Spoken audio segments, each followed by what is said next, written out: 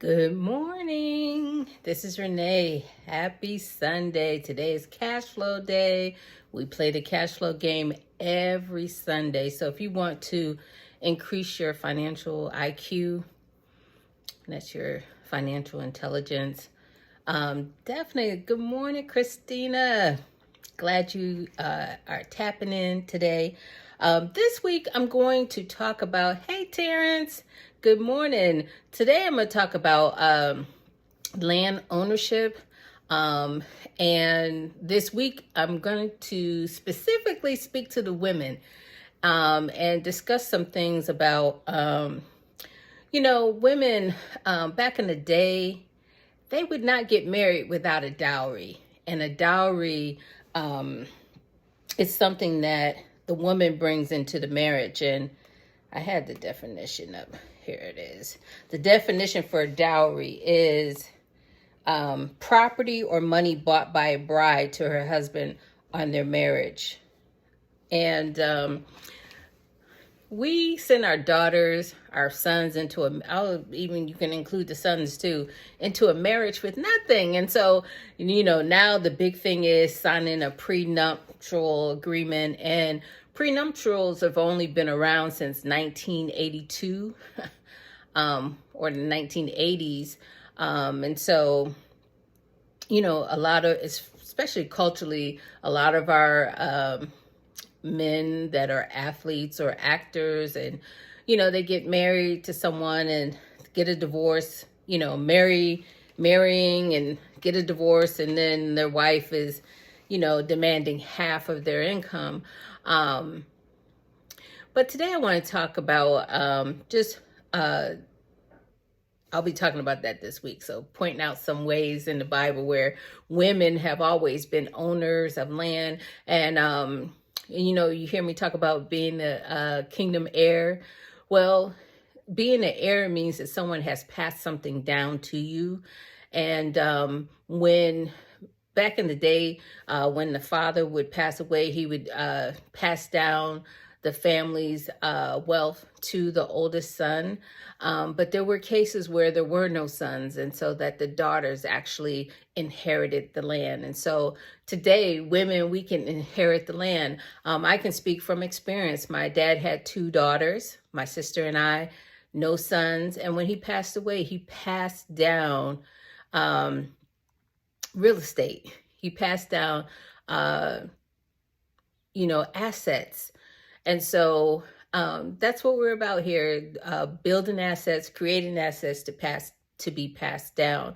And so my grandfather, his father, also passed away and passed down. Actually, he had married for the 4th time. And his latest wife, when he passed away, inherited, the land. My family owns 54 acres of land in South Carolina.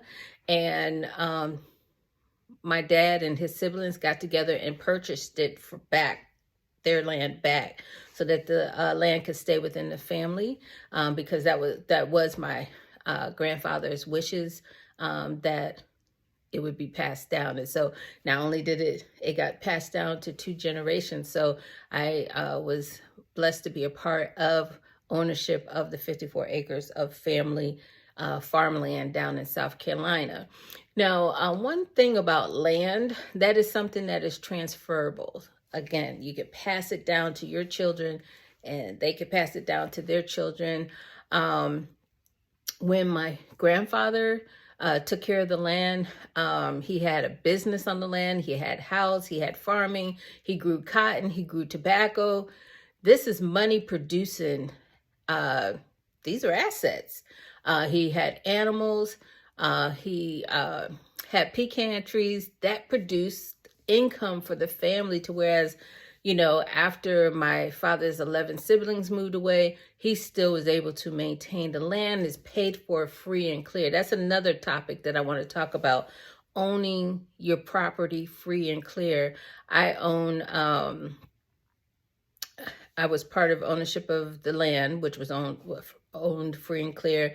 And then my dad, when he passed away, we paid off his house free and clear. So I have some property that I own free and clear. I still have some property that I owe, have a mortgage on, but my goal is to pay it down. So I have another property that I will be paying that off within the next 2 years. And that's something that I'm definitely passing down to my daughter. So just to keep it going, that's something that even if we don't do anything like run the farm like my grandfather did, you can rent out your land to a Walmart. You can rent it out to a McDonald's. McDonald's, that's what they're known for, is they own prime real estate all over the world. And so land is very important. So just want to talk about, and I know this is maybe controversy to some, and I'm not trying to be controversial. I'm just trying to give you some food for thought. Parents, don't send your kids off into the world without a dowry, where they, teach them how to manage their money, teach them how to invest their money, teach them how to go out and purchase land and make a profit off of it. I was just reading this morning about the Proverbs 31 woman. Now, I am highlighting women to have their own bags, and I know that, or their own coins.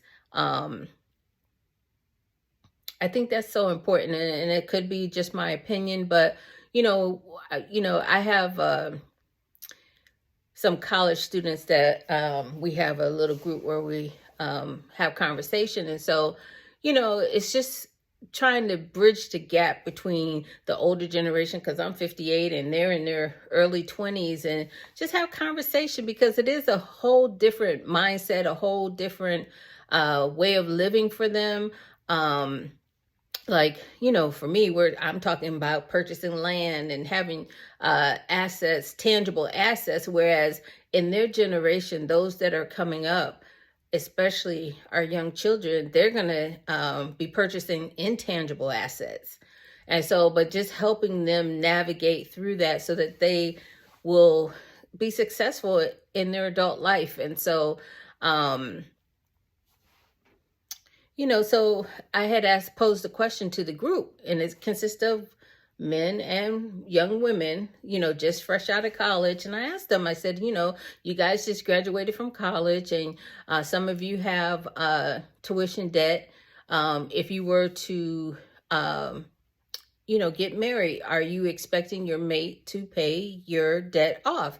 And so one of the ladies in the group had said, yes, yes, of course, and the men were like, I'm not going to pay her college debt, so, but in the meantime, your daughter should know how to pay off her own debt.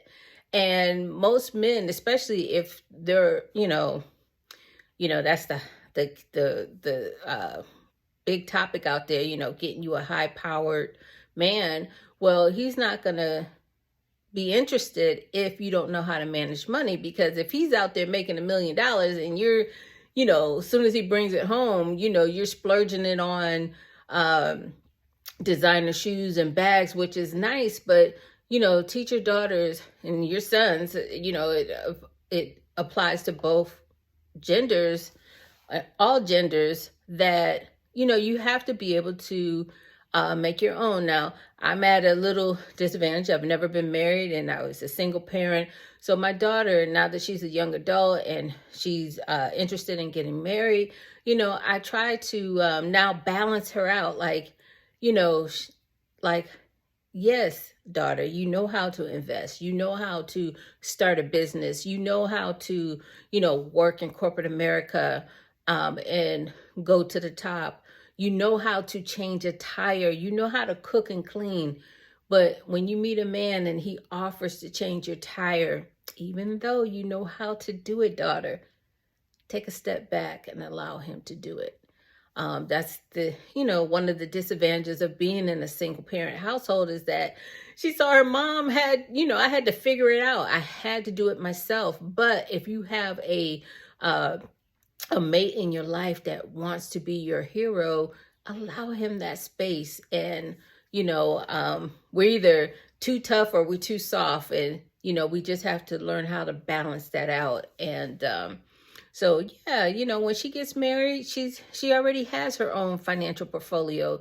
She already owns, when she graduated from college, I gave her a piece of property. She already has good credit. You saw, I don't know if you follow me on my personal page, but she just recently bought a new car, in her own name, so she knows how to do all of that. So she has something to bring to a relationship, to enhance it, to grow it. So if you meet a mate that's trying to build an empire that, and he makes it, money, or you make the money. Nowadays, women, I know, like Tabitha Brown and B Loves Life, women are out there retiring their husbands. So, it now works both ways. But whether you're bringing the check home to your husband or you're bringing it home to your wife, that as a team, you sit down and you manage your money. That's something that I learned from Dave Ramsey, that, he always took care of the finances. But when they lost it all, his wife wasn't into that, but she had to be a part of their growth. And, so your spouses need to be a part of, like, our finances. That's something that we manage together. And so, I used to work at the phone company, and there was a lot of times where, older women would call in and their husband just passed away and they're crying because their phone was turned off because they never opened a telephone bill. They never wrote out a check. And so, or they found out that, when their husband passed away, that all of their money was gone. And so, that shouldn't be a surprise to you. You should always have a fingerprint, both parties, both, people in a relationship. And I'm not really talking about relationships because, I'm just talking about money management and what you as individuals bring to the table. But everybody should be involved. There should be, if you go bankrupt or your business goes out of business, you lose your business, they're coming to repo the car. You should not be surprised or shocked. You should know what's going on in your finances. So I'm not going to keep babbling on here, but this week I will be talking about ownership. I'll share my what I'm doing to pay off my properties so that I don't owe anybody. I want to be a lender and not a borrower. And at any point in time, the bank can call in the loan. They can do that. Like back in 2008, I know people that was heavily into real estate investment, and even Dave Ramsey, he's another key person. Everybody that I can name, Robert Kiyosaki, I mean, they have lost properties, but I do know Dave Ramsey, like the bank called him like, hey, for those 30 properties that you have out there, loans for those properties, we need that money tomorrow. And so, when somebody else has major control over the decision of your properties and your land, they can call that loan in at any point in time. So I've always been on a quest of paying off, owning my properties free and clear. So we'll talk about that. We'll talk about women and money. We'll talk about, share more about the Proverbs 31 woman, where she owned businesses. She owned land. If she saw a piece of land that was profitable and would give her cash flow, she would buy it, and then she would take the profits and go buy a vineyard. So, you want to keep the money out there working for you. And so I hope you have a wonderful Sunday. I hope you can join the cash flow game today at 3:00. I invite all of you. Invite your teens. As a family, it's nothing like growing